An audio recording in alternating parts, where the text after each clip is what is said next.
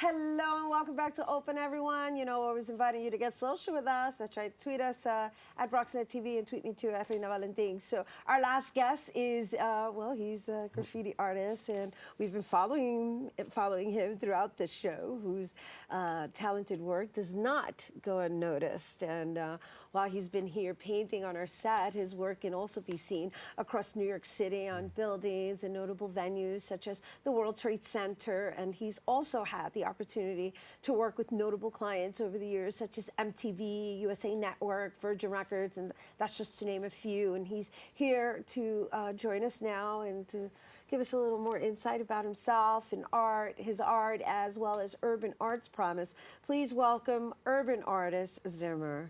Hello. Hi. Thank you for doing this for us. We put a little twist on today's show, and it's really refreshing for us to see an artist's work in development. And the fact that you chose sunflowers is truly heartwarming for me because it happens to be my favorite flower. Well, you're the one who inspired it, so. Nice. Are you calling me a sunflower, Zimer? Absolutely. Oh, and I shall accept. And so, you know, you did this within an hour's time. I mean, and you painted with a brush and some spray. So is that how you normally execute your work? I always choose the tool that's right for the job. Spray paint's definitely fast. It's fast applying, fast drying, so it allowed me to give you a complete painting within 45 minutes. Okay, and so when a client comes to you and asks you, right, because I visited your Instagram account and you have this signature that I think is absolutely stunning. And it's this image of women, right, because it's different women from what I've seen. But you have this like signature, it's not just women, of this red, like rope, or it could be interpreted as for me, the first thing that came to mind was like spaghetti straps. Well, I think in the Bronx they call it wild style. Wild style? Yeah. Okay, that's a graffiti term? It is. All right, so tell me about that. So when you make letters, you can only make it so many colors, so then you have to start manipulating the shapes, and then eventually the form of the letters are what drive the art piece in the first place. So after doing letters for so long, I decided to apply it to other artistic directions, but with the same language. All right, I want to look at that red dress right now. Can we look at that, William? William's my director, you guys. Just before we talk about your other images, and this is it. So this is what you call wild style. Yes, definitely. All right, so for me, it doesn't look like it's the same person. It's not. Sometimes there are ballet dancers, and a ballet dancer looks like a ballet dancer. I guess the movements shape them. Mm-hmm. Sometimes it's regular people. I like to paint all sorts of people from all sorts of backgrounds. And so the beauty of this wild style, because now that I'm looking at it like this, I get what you're talking about because I've seen it in graffiti tags. But the fact that you've been able to somehow implement it as being a part of somebody's dress and the flow of the dress, and it's really fascinating. I flow's the word. I apply it to anything that does flow. So the organic movements of a dress, the movements of the ocean, anything that moves in that manner, I like to put my stamp on it. That's nice. You mentioned these elements, right? Ocean, sunflower. I wonder. And so...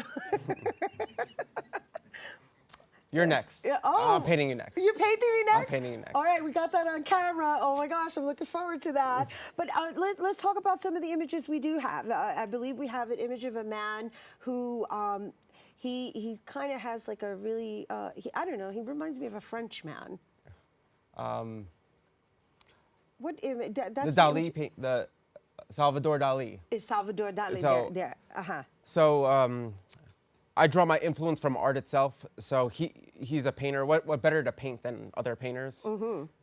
And I think it's always been a thing where, you know, you trade, you know, likenesses with each other.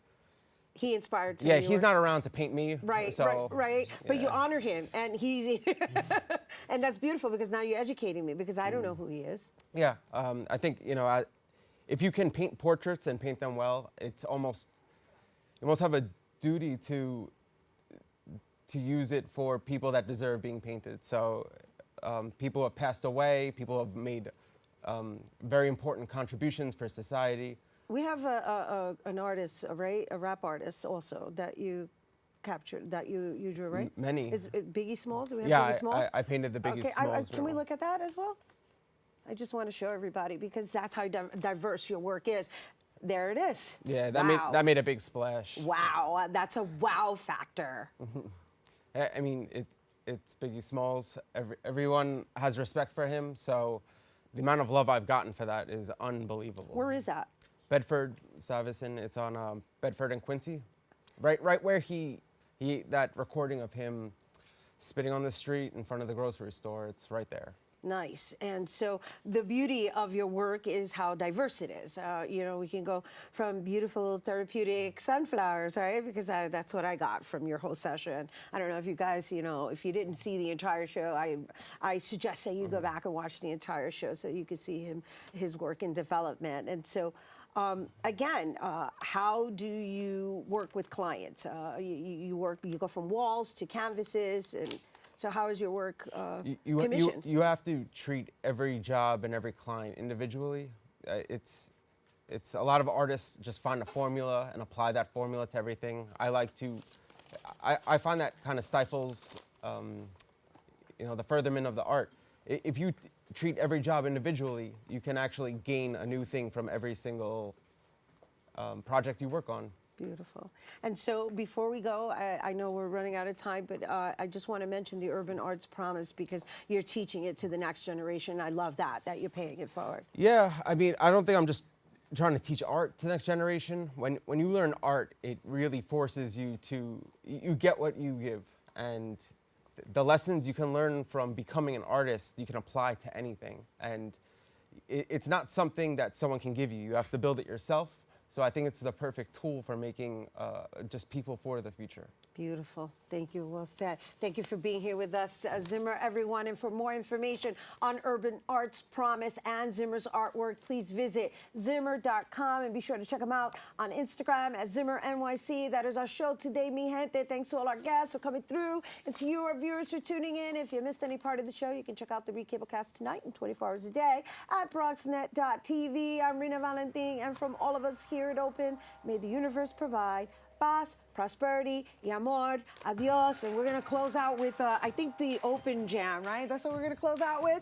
Thank you, Zimer. And the rest of our guests, please come to the set. Charm Vivas, your last day. Woo! Where's the music?